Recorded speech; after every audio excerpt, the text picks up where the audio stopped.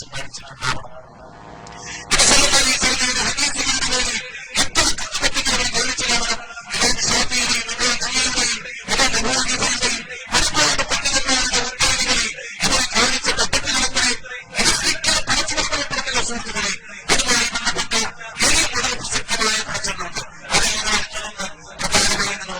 എല്ലാ മുസ്ലിമീങ്ങളെയും മുശ്രിക്കീകളാക്കി പ്രസംഗിക്കുന്നത് നിങ്ങൾ കേട്ട മൗലവിമാരെ കൂട്ടത്തിൽ മുജാഹിദ് ബാലുശ്ശേരി എന്ന് പറയുന്ന ഇവിടെ നാദാപുരത്ത് കൊണ്ടുവന്ന് മൗലവിമാര് പ്രസംഗിപ്പിച്ച മൗലവി, ഞാൻ ഇന്നലെ പറഞ്ഞല്ലോ മൗലവിനെ ഞാൻ തൊപ്പിയിടിക്കും. അയാൾ തൊപ്പി ഇട്ടിട്ട് മിമ്പർമെന്ന് പറയുന്നത് കേട്ടോളൂ. എന്താ പറയുന്നതെന്നറിയോ? നിസ്കാരത്തിന്റെ ശേഷം കൂട്ടുപ്രാർത്ഥന നടത്തുന്നത് വ്യഭിചാരത്തെക്കാൾ വലിയ തെറ്റാണ്, കള്ളു കുടിക്കുന്നതിനേക്കാൾ വലിയ തെറ്റാണ്. സുബ്ഹാനല്ലാഹ് പറയുന്നത് തീർത്തു നിങ്ങൾ കേട്ടോളി. വ്യഭിചാരവും കള്ളുടിയൊന്നും അത്ര വലിയ പ്രശ്നമല്ല, അതിനേക്കാളൊക്കെ വലിയ തെറ്റ് നിസ്കാരത്തിന്റെ ശേഷം കൂട്ടുപ്രാർത്ഥന നടത്തുന്നതും ഖുനൂത്ത് ഓതുന്നതുമാണ്. കേട്ടോളി, നിങ്ങളൊന്ന് വെച്ചുകൊടുത്താ മോനെ. ഒരു തിന്മ ഒരാൾ വ്യഭിചരിക്കുന്നതിനേക്കാൾ, ഒരാൾ മദ്യപിക്കുന്നതിനേക്കാൾ, ഒരാൾ പലിശ കൊടുക്കുന്നതിനേക്കാൾ, ഒരാള് ഈ നിലക്ക് അധർമ്മം പ്രവർത്തിക്കുന്നതിനേക്കാൾ, അളവിലും ദുഃഖത്തിലും കൃത്രിമ പ്രവർത്തിക്കുന്നതിനേക്കാൾ പിശാചിന് ഏറ്റവും ഇഷ്ടം നമസ്കാരത്തിന് ശേഷമുള്ള കൂട്ടപ്രാർത്ഥനയാകുന്ന ബിദ്അത്ത്, സുബഹിക്ക് ശേഷമുള്ള ഖുനൂത്താകുന്ന ബിദ്അത്ത്. ഒരാൾ വ്യഭിചരിക്കുന്നതിനേക്കാൾ വലിയ തിന്മ. സുബ്ഹാനല്ലാഹ്. കേട്ടില്ലേ? അപ്പോ വ്യഭിചരിക്കുന്നതിനേക്കാൾ വലിയ തിന്മ, കള്ളു കുടിക്കുന്നതിനേക്കാൾ വലിയ തിന്മ, മദ്യപിക്കുന്നതിനേക്കാൾ വലിയ തിന്മ, പലിശ വാങ്ങി തിന്നുന്നതിനേക്കാൾ വലിയ തിന്മ നിസ്കാര ശേഷം കൂട്ടുപ്രാർത്ഥന നടത്തുന്നത്.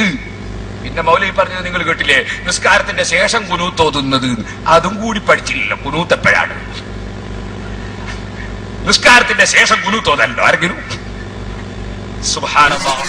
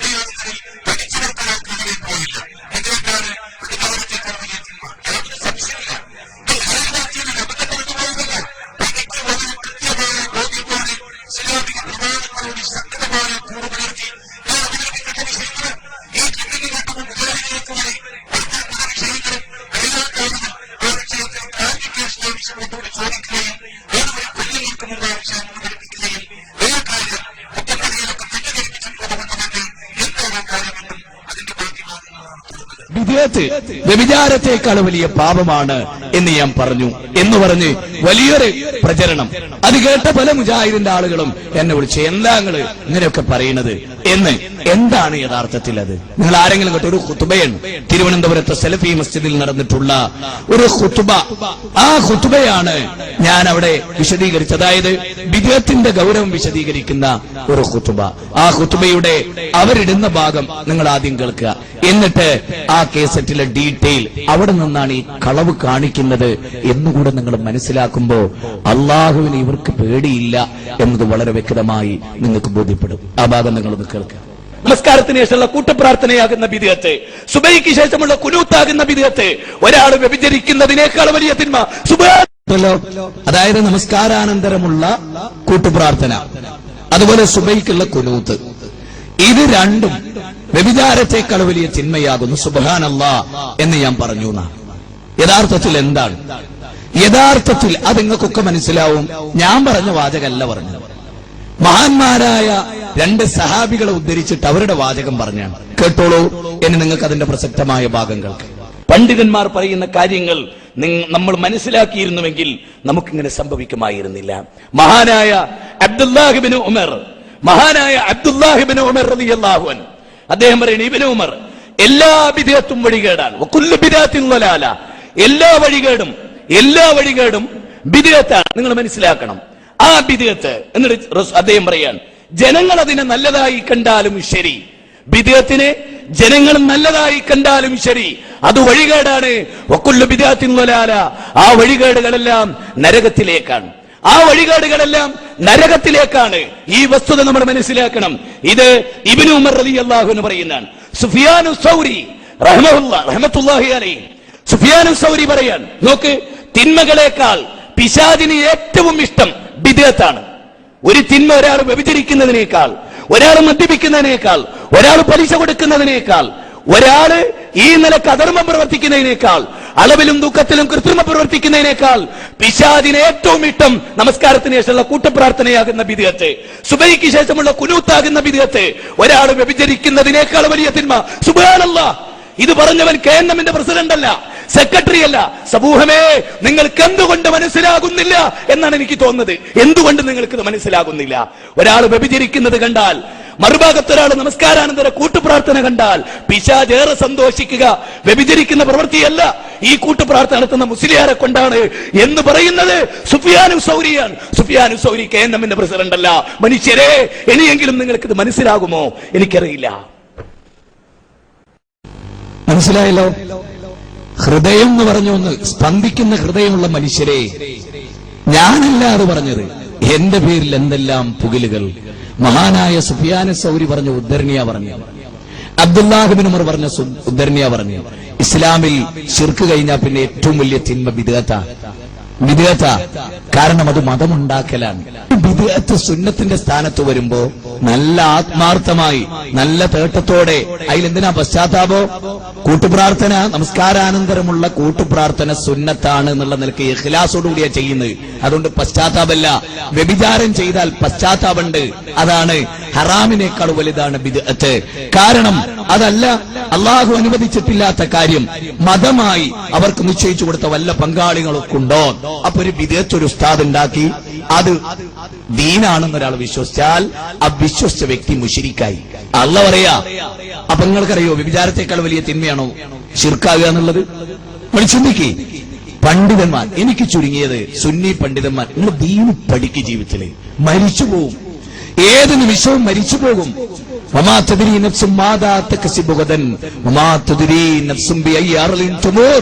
ഏത് ഭൂമിയിൽ വെച്ചാ നിങ്ങൾ മരിക്കുക, നാളെ എന്താ നിങ്ങൾക്ക് സംഭവിക്കുക, അതൊന്നും നിങ്ങൾക്ക് പറയാനാവില്ല. അപ്പൊ നിങ്ങൾ നോക്ക്, ബിദ്അത്ത് വ്യഭിചാരത്തെക്കാൾ സുഫിയാനു സൗരിയുടെയും അബ്ദുല്ലാഹിബ്നു ഉമറിന്റെയും ഉദ്ധരണിയാണ് ഞാൻ പറഞ്ഞത്. അങ്ങനെ ഒരു ഉദ്ധരണി ഇല്ല എന്നല്ലേ മുസ്ലിയാക്കന്മാര് പറയേണ്ടത്? അല്ലെ? അങ്ങനെ ഒരു വാദമില്ല ഇസ്ലാമിന്. ബിദ്അത്ത് വ്യഭിചാരത്തെക്കാൾ താഴെയാകുന്നു, പലിശയേക്കാൾ താഴെയാകുന്നു എന്നല്ലേ പറയേണ്ടത്? പക്ഷെ അതൊന്നും പറയലല്ല അവരുടെ ഉദ്ദേശം, ആളുകളെ തെറ്റിദ്ധരിപ്പിക്കലാകുന്നു എന്ന് നമ്മളെല്ലാവരും ഈ വിഷയത്തിൽ മനസ്സിലാക്കേണ്ടിയിരിക്കുന്നു എന്നാണ് എനിക്ക് നിങ്ങളോട് ഈ കാര്യത്തിൽ സൂചിപ്പിക്കാനുള്ളത്.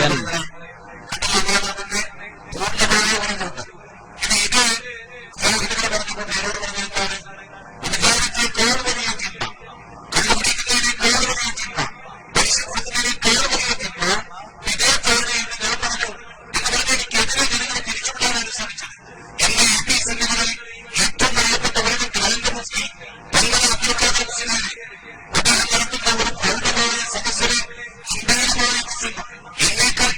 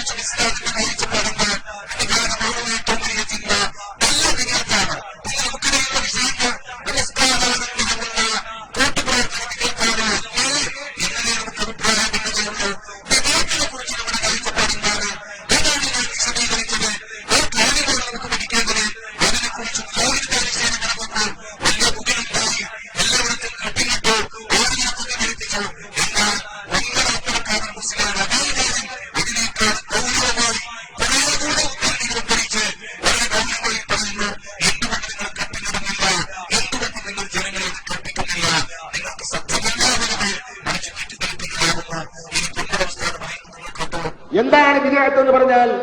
ഹിയ മാ സീദ അലാ മാ ശുരിഅ, ശറഇൽ ഉള്ളതിനേക്കാൾ കൂട്ടിയത്, ഔ നുഖ്സ, അല്ലെങ്കിൽ ശറഇൽ ഉള്ളതിൽ ചുരുക്കിയത്, ഔ നുഖ്സ. എപ്പോഴാണ് ഈ ചുരുക്കലും അല്ലെങ്കിൽ ഏറ്റവുമൊക്കെ നടന്നിട്ടുള്ളത്? ബഅദ ഇൻഖിറാദിൽ അസ്മിനത്തി സലാസ, ഉത്തമമായ നൂറ്റാണ്ടുകൾ, ഖൈറുൽ ഖുറൂനി ഖർനി സുമ്മല്ലദീന യലൂനഹും സുമ്മല്ലദീന യലൂനഹും എന്ന മഹാനായ സയ്യിദുനാ മുഹമ്മദ് റസൂലുള്ളാഹി തങ്ങൾ വിശേഷിപ്പിച്ച ഉത്തമമായ 3 നൂറ്റാണ്ടുകൾ കഴിഞ്ഞ ശേഷം കൂട്ടുകയോ കുറക്കുകയോ ചെയ്തു. എങ്ങനെ? മിൻ ഗൈരി ദലീലിൻ ശർഈ, ശർഈയായ ഒരു രേഖയുടെയും പിമ്പലം കൂടാതെ കൂട്ടാനും കുറക്കാനും രംഗത്ത് വന്ന ആ കക്ഷികളാണ് ബിദ്അത്തിന്റെ ആളുകൾ എന്ന് പറയുന്നത്. എന്താ റസൂലുള്ളാഹി തങ്ങൾ ആയിഷ ബീവിയോട് പറഞ്ഞത്? ആയിഷ, ഇന്നല്ലദീന ഫറഖൂ ദീനഹും വകാനൂ ശിഅൻ എന്ന് ഖുർആൻ വിശേഷിപ്പിച്ച കൂട്ടരില്ലേ, അവരാരാണ്? ഹും അസ്ഹാബുൽ ബിദ്അഇ വൽ അഹ്വാ, പുതിയ പ്രസ്ഥാനത്തിന്റെ തോന്നിവാസത്തിന്റെ ആളുകളാണ്. അവരുടെ തോന്നൽ പ്രകാരം അവർ പറയുന്നു. അവർക്ക് രേഖയുടെ പിമ്പലമില്ല, തെളിവിന്റെ പിമ്പലമില്ല. അവർ ആഗ്രഹിച്ചതും അവർ ഉദ്ദേശിച്ചതും അവർക്ക് തോന്നിയതും പറയാൻ അവർക്ക് പ്രയാസമില്ല, നിസ്സങ്കോചവും പറഞ്ഞുകൊണ്ടിരിക്കും. അവരാണ് ബിദ്അഈ കക്ഷികൾ. ലൈസ ലഹും തൗബത്തുൻ, അവർക്കൊരിക്കലും തൗബയില്ല. ലൈസ ലഹും തൗബത്തുൻ, അവർക്കൊരിക്കലും തൗബയില്ല, പാപമോചനമില്ല. എന്താ കാരണം? ഇമാം റാസി റഹ്മത്തുള്ളാഹി അലൈഹി വിശദീകരിച്ചു എന്താ തൗബയില്ല എന്ന് പറഞ്ഞാൽ. ഈ കക്ഷികൾ ബിദ്അത്തിൽ നിലകൊള്ളുന്ന കാലത്തോളം അവർക്ക് തൗബ ഉണ്ടാകില്ല. എന്തുകൊണ്ട്?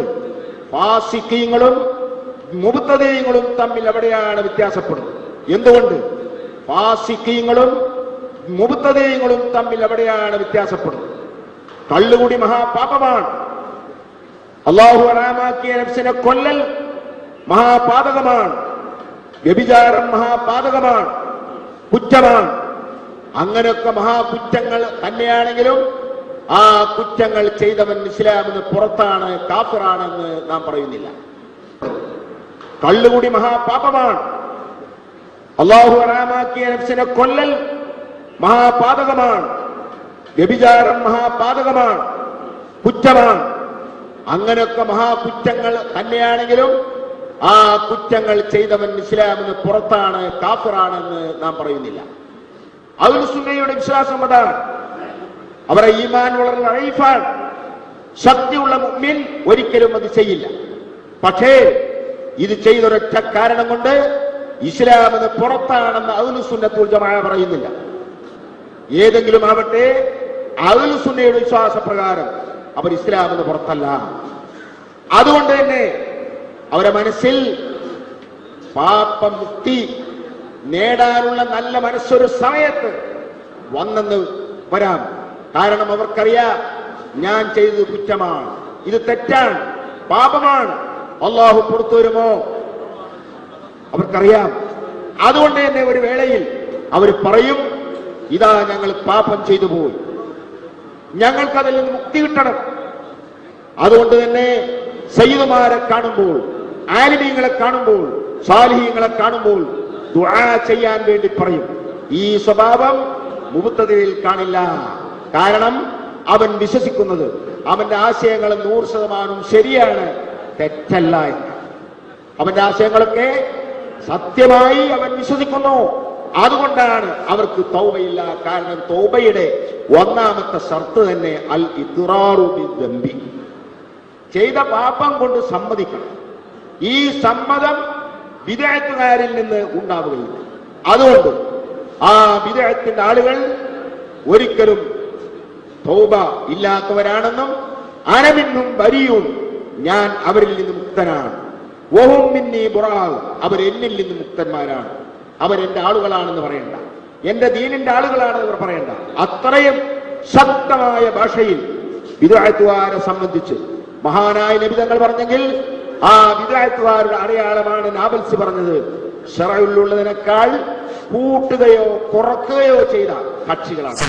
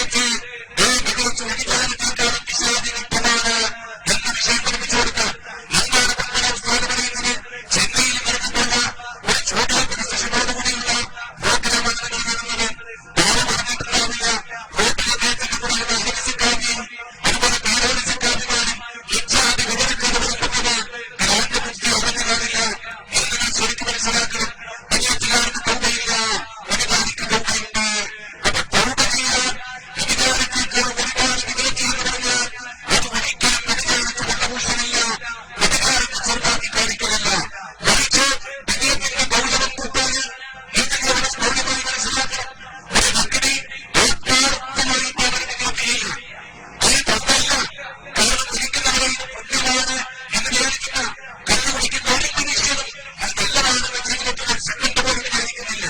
നിങ്ങൾ മനസ്സിലാക്കണം. അതുകൊണ്ട് ഞാൻ പ്രസംഗിച്ച പ്രസംഗം ഏറ്റവും പ്രകടനപരമാണെന്ന് ഔദ്യോഗികമായി പഠിച്ചു പറഞ്ഞ് ആ ഒരുപാട് പഠിപ്പിച്ചു കൊടുത്തു. നിങ്ങൾക്ക് എന്റെ മുമ്പിൽ ഈ ടോറിൽ തെറ്റിദ്ധരിക്കില്ല, ടോറിൽ കൺഫ്യൂസ് ചെയ്യാതിരിക്കുന്നുണ്ടല്ലോ, അവർക്ക് അറിയില്ല. വിജയത്തിന്റെ കാര്യമാണ് ഇനി ഒരു സുന്നത്തിന്റെ സ്ഥാനത്താണ് വിജയിച്ചവര്. അതാ കൊണ്ടുവന്നതിനെ